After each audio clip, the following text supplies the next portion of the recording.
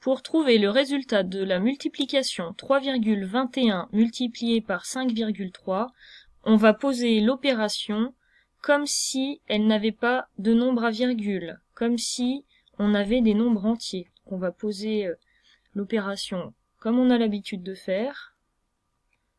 On ignore les virgules. Ensuite, on va calculer le résultat de l'opération comme s'il n'y avait pas de virgule.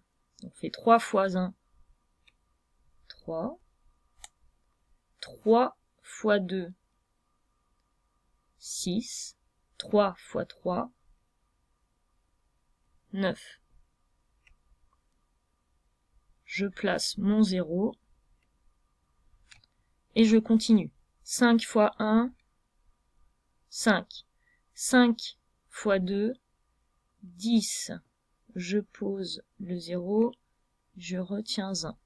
5 fois 3, 15, plus 1, 16. Je fais l'addition. 3 plus 0, 3. 6 plus 5, 11. Je retiens 1. 1 plus 9, 10. Je pose 0, je retiens 1. 1 plus 6, 7. Et 1. Ici, j'ai trouvé le résultat de l'opération 321 multiplié par 53, puisque j'ai ignoré les virgules. Et j'ai trouvé 17 013.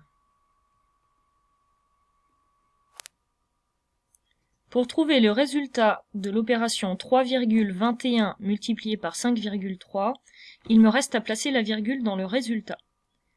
Ici, je regarde dans 3,21 combien il y a de chiffres après la virgule.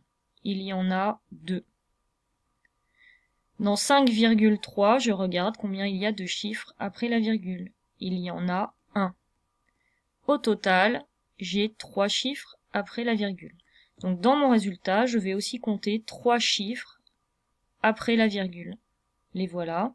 Je place ma virgule ici. Et j'obtiens le résultat de la multiplication.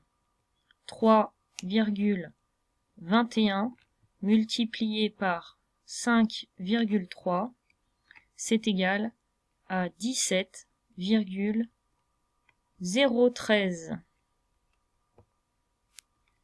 De la même façon, je peux trouver le résultat de l'opération 32,1 multiplié par 5,3. Ici, j'ai un chiffre après la virgule. Dans 5,3, il y a un chiffre après la virgule.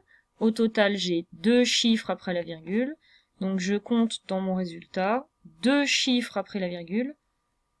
Ma virgule est après le 0.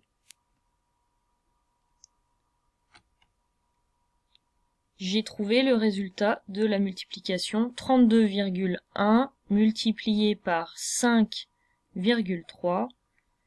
Ça fait 170,13. À toi d'essayer maintenant.